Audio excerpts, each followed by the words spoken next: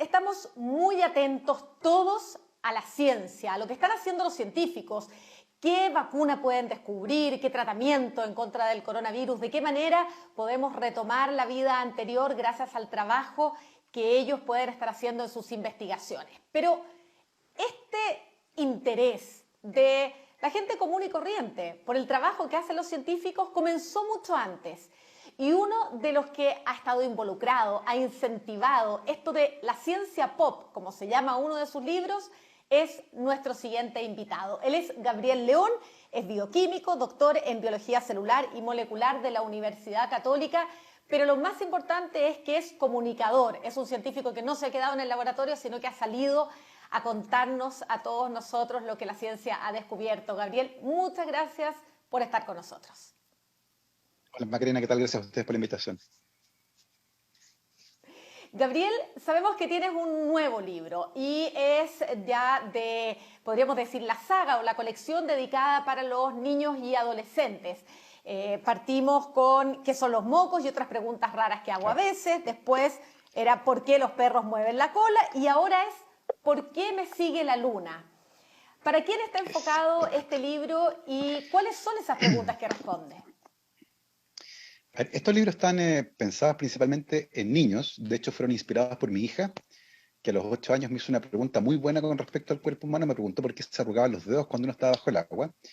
Y cuando le contesté, ella me dijo, tú deberías escribir un libro sobre estas cosas raras que le pasan al cuerpo.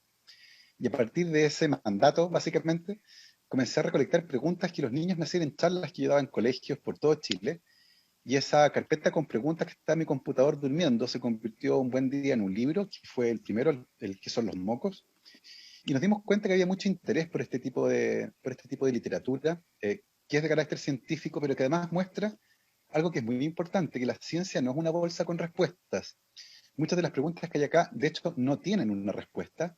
Y además, estas preguntas emergen de una interacción cotidiana de la hija y su papá. No es un libro de preguntas y respuestas, son preguntas que emergen en un contexto cotidiano. Y en ese sentido, el libro se ha convertido en un tremendo hit entre los más chicos, ciertamente, lectores muy, muy pequeñitos.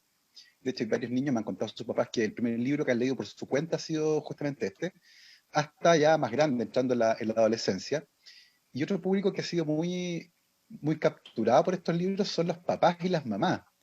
Los mismos que cuando eran chicos tuvieron este tipo de preguntas, que por cierto son preguntas que me han hecho niños y niñas de Chile, y que nunca encontraron una respuesta, y que leyendo con sus hijos o con sus hijas, se han topado con, oye, me pregunté también eso cuando era chico, y muchas veces han encontrado una respuesta sin inquietud. Así que es un público bien diverso, la verdad, pero principalmente está enfocado en niñas y niños, yo diría que entre 5 a 14 años. Ahora, Gabriel, hay algo muy interesante en todo esto y mientras tú me ibas contando, yo pensaba, ¿cómo incentivamos a los niños a que sigan teniendo preguntas, a que se sigan cuestionando el mundo y a que busquen las respuestas? Porque tú decías, nosotros los adultos leemos tus libros y primero nos sorprendemos por las preguntas, porque son cosas que hemos visto, a Claro. todos se nos han arrugado los dedos, pero no sé si yo me pregunté alguna vez el por qué y menos buscamos la respuesta. ¿Cómo incentivamos en la educación de los niños este espíritu científico, esta curiosidad por saber más? A ver, yo creo que es fundamental, en primer lugar, que haya una especie de retroalimentación con respecto a lo importante que es hacerse preguntas. De hecho, en la casa, cuando mi hija me pregunta algo, nunca le contesto. Lo primero que hay es oye, qué buena tu pregunta, un reforzamiento de lo importante que es preguntar. Y en segundo lugar, viene un desafío al mismo que preguntó. En el fondo es, ¿tú qué crees? ¿Por qué crees tú que pasa eso? ¿Qué explicación se te ocurre? Y me parece que eso es fundamental porque si los adultos y los científicos, por ejemplo, nos limitamos sencillamente a hacer una suerte, como te decía al principio, de bolsa con respuesta, donde uno vea, va y saca una y la entrega, vamos a tener dos consecuencias que a mi entender son bien negativas. Una, vamos a dar una idea falsa de lo que es la ciencia, porque la ciencia no es una bolsa con respuestas. Y en segundo lugar, no vamos a estar entrenando que piensen por su cuenta, porque justamente la ciencia es una forma de pensar, es el mejor método que tenemos para tratar de entender el mundo, pero en ese entendimiento hay que pensar con respecto a los fenómenos que uno está observando. Por eso que este tipo de preguntas son tan comunes en los niños y en las niñas, que están empezando a interactuar con el mundo que los rodea. Y en esa interacción ciertamente emergen muchísimas preguntas. Y muchas veces lo importante no es tener la respuesta a esa pregunta específica, sino que es mejor tener una metodología que te permita navegar junto con el niño o la niña hacia una respuesta. Y eso es justamente el pensamiento crítico científico, esa capacidad que tenemos de analizar la evidencia disponible y eventualmente ir acercándonos lentamente a una conclusión. Es básicamente una receta para aprender a pensar. Y eso es fundamental porque las niñas y los niños que aprenden a pensar se convierten en adultos más responsables, que es más difícil engañar, que van a estar dispuestos a criticar de manera respetuosa, ¿cierto?, a la autoridad, que van a estar mucho más pendientes de lo que ocurre en su entorno, que van a elegir a mejores representantes, ciertamente. Y por eso me parece tan importante que las niñas y los niños Absolutamente. desde muy pequeños se acostumbren a pensar más que a saber cosas.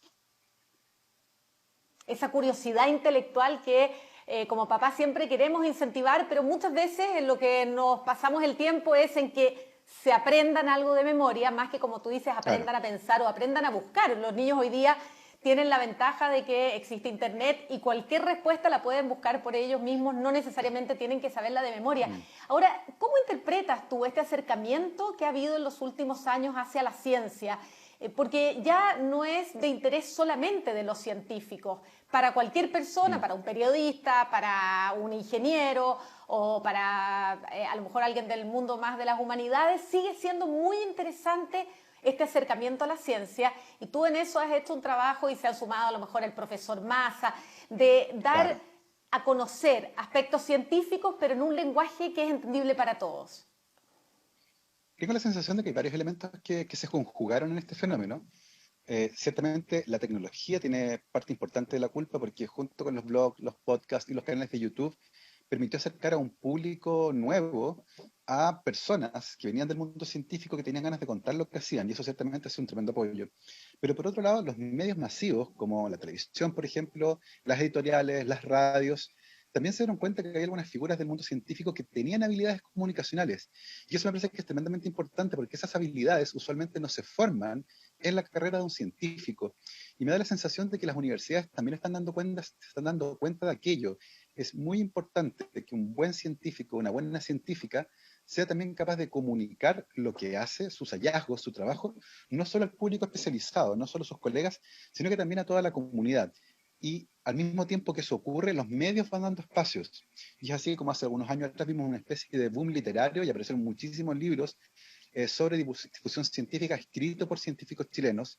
Y tú mencionabas ahí el profesor Massa, por ejemplo, está también Andrés Gomberov, María Teresa Ruiz, Andrés Navas y otros científicos y científicas Exacto. que se han conectado con un público distinto a través de estas plataformas, libros, columnas en la radio, los diarios, en televisión. Y me parece que eso tenía un rol tremendamente importante a la hora de visibilizar a esta enorme capacidad que tienen algunos científicos todavía autodidactas, si se quiere, en esto de comunicar ciencia a un público que no es especializado. Por supuesto, ha sido muy valioso lo que ha hecho todo este grupo de científicos Sí, que hemos nombrado y quizás muchos otros que se nos quedan en el tintero, pero de hacer un sí. esfuerzo por acercar la ciencia y traducirla a un lenguaje entendible para todos. Ahora, si bien esto es un fenómeno que tú mismo decías ya venía de hace algunos años, ¿qué oportunidad ves en estos días, en estos tiempos de coronavirus? Hemos visto, por ejemplo, incorporado Mm. dentro de los noticieros de la televisión, que siempre son muy acotados, tienen poco espacio. Nosotros tenemos un Sí. bloque completo dedicado a la ciencia, un programa en CNN completo, Futuro 360, dedicado a la ciencia. ¿De qué manera este momento tiene que ser también aprovechado para instalar la ciencia como un elemento de interés común, humanitario? Mm. A ver, personalmente, una de las cosas que me ha llamado la atención de la pandemia, y tú lo dijiste, el rol central que ha tenido la ciencia, pero es una ciencia distinta a la que la mayoría de las personas tienen en la cabeza. De hecho, mucha gente se ha topado recién ahora con esto de que los científicos no saben muy bien cómo tratar este virus, no hay una vacuna, eh, costó un montón ponerse de acuerdo si había o no había que usar mascarilla, si la hidroxicloroquina funcionaba o no funcionaba. Y eso me ha resultado tremendamente interesante desde el punto de vista de la comunicación de la ciencia, porque muchas personas tenían una idea equivocada de lo que era la ciencia, lo que te decía al principio, esta bolsa con respuesta donde los científicos se sientan, piensan durante 3 días y aparece la solución a algo.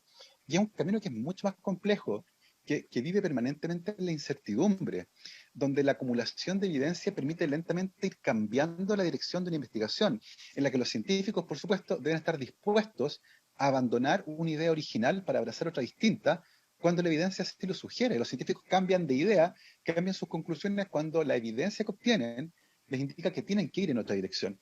Y creo que eso en particular, el proceso mismo de la ciencia, este camino largo, a veces tortuoso y complejo, estamos viviendo ahora en tiempo real. Estamos todos súper pendientes de lo que está pasando con una vacuna.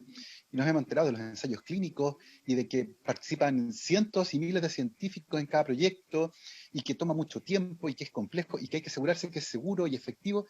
Y tengo la sensación de que pocas veces en la historia hemos visto a la ciencia transcurriendo en tiempo real. Es como tener un reality de ciencia. Estamos viendo las cámaras que muestran cómo es el avance científico y es lento y es complejo. Y para mucha gente esto ha sido todo un hallazgo. La ciencia no es binaria. La ciencia no es la verdad. Es este método a veces súper complicado que tenemos para tratar de encontrar, para tratar de acercarnos un poco a la verdad, para tratar de acercarnos a la cura de una enfermedad, a comprender cómo funciona el virus. Y a mi entender, eso ha sido lo más interesante que hemos visto durante la pandemia en términos de cómo acercar la ciencia a la comunidad. Un momento histórico donde la ciencia está teniendo un papel absolutamente relevante y donde, como tú decías, Mm, estamos todos pendientes a las pruebas, a los ensayos, a lo que están haciendo los sí. científicos para conocer más de este virus y de esa manera poder enfrentarlo mejor. Gabriel León, muchas gracias por haber conversado con nosotros y mucha suerte con tu libro ¿Por qué me persigue la Muchas luna? gracias. ¿Por qué me sigue la luna? Y otras preguntas raras que hago a veces, que es parte ya de esta colección que es todo un éxito entre jóvenes y adolescentes. Muchas gracias, Gabriel, por haber conversado con nosotros. Muchas gracias a ti, Macarena, que estés bien. Chao.